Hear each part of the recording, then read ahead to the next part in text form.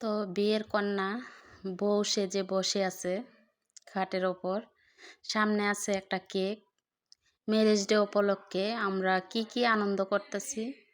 তো এই যে জামাই কিন্তু সামনে চলে আসছে। জামাই যে কুয়েত সেটা কিন্তু আপনারা যারা আমার ব্লগগুলা সব সময় দেখেন তারা কিন্তু সবাই জানেন। তো ম্যারেজ ডে উপলক্ষে কেক অর্ডার করে আনছে। তো এই কেক আজকে কাটলো আর কি। তো জামাই মোবাইলে বসে বসে বউকে দেখছে, আর তাছাড়া বউ কেক কাটছে, জামাই খায়। তো সব কিছু মিলিয়ে আমরা একটু আনন্দ ফুর্তি করলাম। তো আজকে আমার মেয়ে বউ সাজা আপনাদেরকে অলরেডি দেখিয়ে দিলাম। কারণ আমি যখন আমার মেয়েকে বিয়ে দিতেছি তখন কিন্তু আমি ইউটিউবে ছিলাম না। তো আপনাদেরকে ফাইনাল লুক দেখাইতে পারি নাই। তখন কিন্তু আমি পার্লারতে সাজাইছি আমার মেয়েরে, সেরকমভাবে ধুমধাম করে বিয়ে দিছি। তবে এখন জামাই হচ্ছে বাংলাদেশে আইসা যে গেছে, 1 বছর হয়েছে। প্রতি বছরই আসে, তো এবার আসতো, এবার কিন্তু আসে নাই, মেয়ে না করছে, এই জন্য এবার আসা হয় নাই। মানে প্রতিনিয়ত যদি বছর বছর আসে কোনো কিছু করা যায় না, অনেক টাকা খরচ হয়। তো এই জন্য এবার আসতে মেয়ে বাধা করছে, তো এই জামাই আসে নাই। আর আমার মেয়ে কিন্তু কেক এদিক দিয়ে গুছিয়ে নিছে। আর দেখেন বউয়ের কি অবস্থা, নাজেহাল। ওই লাল ওন্না খাটে আর নিচে ফালা রাখছে। তো যাই হোক, সব কিছু মিলিয়ে আমার মেয়েকে আমি সাজগোজে এবং কি সব কিছুতে আমার মেয়ে যেভাবে থাকে, মায়ের রাজকন্যা মেয়ে, তো সব কিছুতেই ভালো লাগে। তো আজকে এই ছোটোখাটো আনন্দটা যদি মেয়ের জামাই বাড়ির থাকতো তাহলে কিন্তু আরও বেশি সুন্দর দেখাইতো, তাই না বন্ধুরা? তো আসলে কিছু করার নাই, যেহেতু বিদেশ আছে তার কর্মস্থলে। তো দেখেন বউ নাচে, বউ সাজা হয়ে গেল।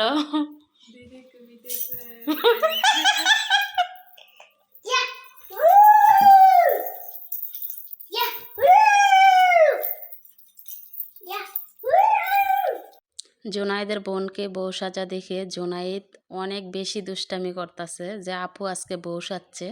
জামাই কোথায়? জামাই জামাই এখন ফোনে চলে আসবে, তাদের ফোনে হবে বিয়ে।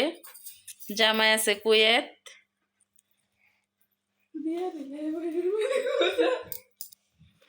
তাহলে চুড়িগুলো কিনে ফেলো। না, চুরি পড়ছে, এগুলা ওইখানে রাখো।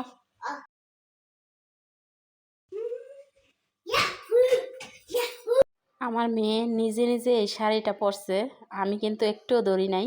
শাড়ি পরতেও আরও বেজাল, আরও বিরক্ত। তো আমরা কিন্তু আসলে শাড়িতেই নারী, আমরা শাড়ি পরতে চাই না, এই জন্য শাড়ি পরাটা আমাদের কাছে অনেক বেশি বিরক্ত লাগে। তাছাড়া যেহেতু মেয়ের আজকে ম্যারেজ ডে, মেয়ে তো একটু শাড়ি পরবে। তো অনেক কষ্ট করে শাড়িটা পরতাছে আমার মেয়ে নিজে নিজে। আজকে ম্যারেজ ডে আমরা একটু আনন্দ করলাম, সেটাই হচ্ছে বিষয়। করো, মুখটা একটু ডাকো, সবাই একটু দেখাই।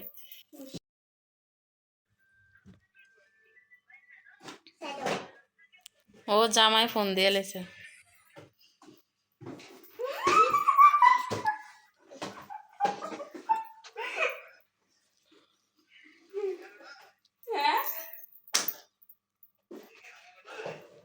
না এখন না, আপনি রেডি হন। জামাই ও কুয়েত সাজতাছে, মেয়েরে দেখাইতেছে কিরকমভাবে সাজবো, কিরকমভাবে রেডি হইব। জামাই বলে কথা আর কি। আর এই পাশটা দিয়ে বিছানার উপর গাঁদা ফুল দিয়ে আর একটা গোলাপ দিয়ে একটা লাভ বানাইছে বিছানার উপর। এখন জামাইয়ের ভিডিও কলের অপেক্ষা। সবাই দেখেন জামাই ভিডিও কলে আসতেছে মোবাইলে। তো জামাইও কোন গেঞ্জি পরবো, কোন প্যান্ট পরবো মেয়ের জিজ্ঞেস করছে। সব কিছু মিলিয়ে জামাই ওদিক দিয়ে রেডি, এদিক দিয়ে তো আমার কন্যা রেডি। তো এই দেখেন জামাই কিন্তু ভিডিও কলের সামনেই আছে, আর মেয়ে এই পাশটা দিয়ে কেক কাটলো, কাটটা জামাইরে খাওয়াইছে প্রথম। তো সব কিছু মিলিয়ে আজকের এই ভিডিওটা।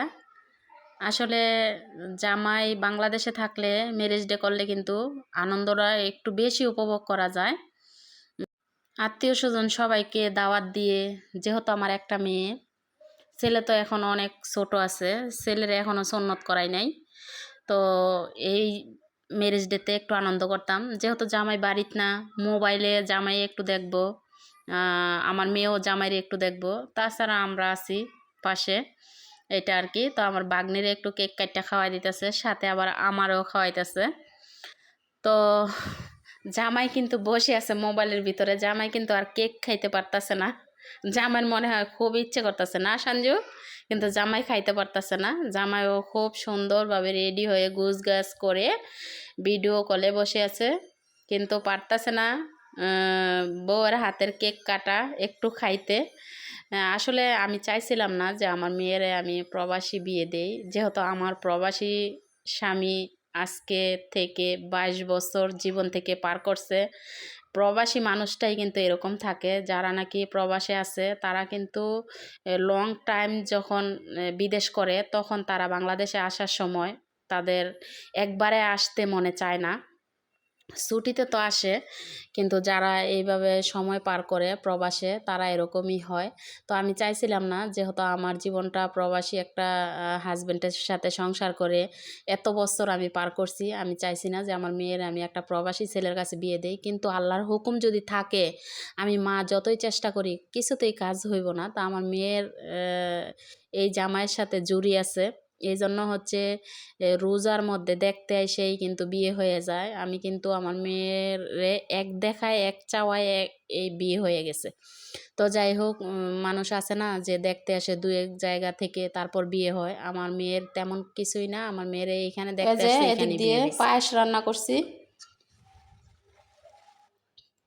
তো ছেলে ঘুমাই গেছিল, ছেলের ঘুম থেকে ডাক্কা উড়াইছি।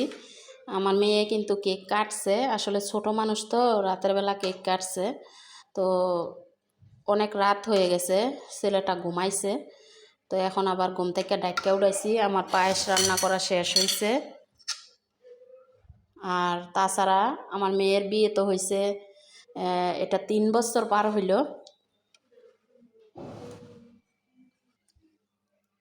পায়েসের মধ্যে দিয়েছি কিশমিশ, তো আবার একটু পায়েসটা সাজানোর জন্য আবার এগুলা।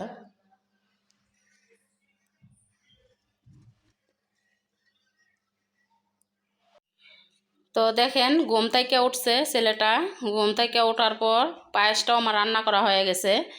তো আমার মেয়ে বলতেছে যে মা, আমরা এখন কেক কাটতাছি, আমার ভাই ঘুমাইতেছে, কেমন দেখা বিষয়টা, হ্যাঁ উঠাও।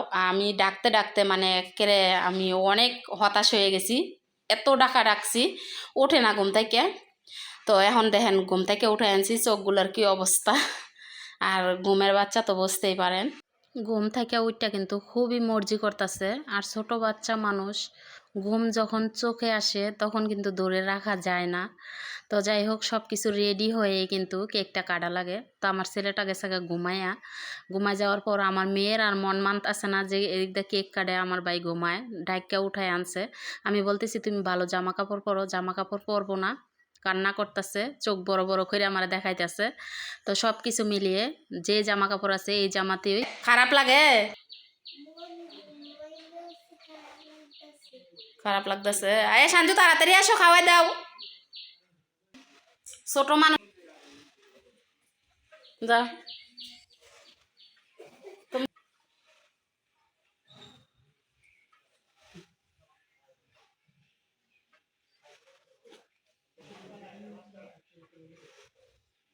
বিসমিল্লাহ।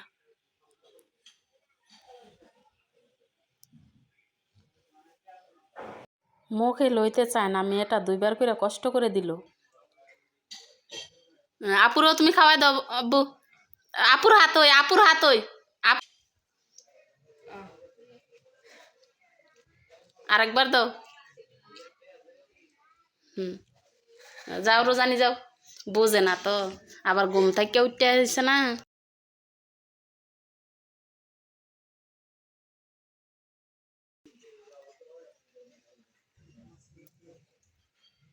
বিসমিল্লাহ, বিসমিল্লাহ বলে খাবার খাইবা। এখন আবার তুমি আপুরে খাওয়াই দাও, এই যে আম্মু খাওয়ামু না, আম্মু খাওয়াবো না তোমারা?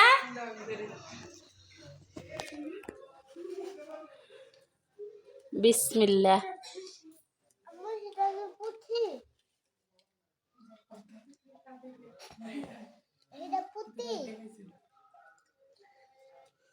দেখেন আমি মায় কত বড় করে কাটছি।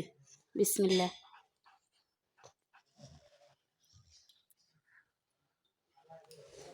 নাও তোমাদেরকেও, নাও তোমাদেরকেও একটু খাওয়াই দেই, ধরো। শাড়ি অনেক বেশি লাগছিল, শাড়ি খুললাইছে। বিসমিল্লাহ। ভালো করে কামড় দেখাও। পাথরের শাড়ি তো অনেক ওজন বেশি, সেজন্য শাড়িটা খুলছে। থাক, আমার খাওয়া দাওয়া লাগবো না, আমি খাই। হ্যাঁ, বিসমিল্লাহ।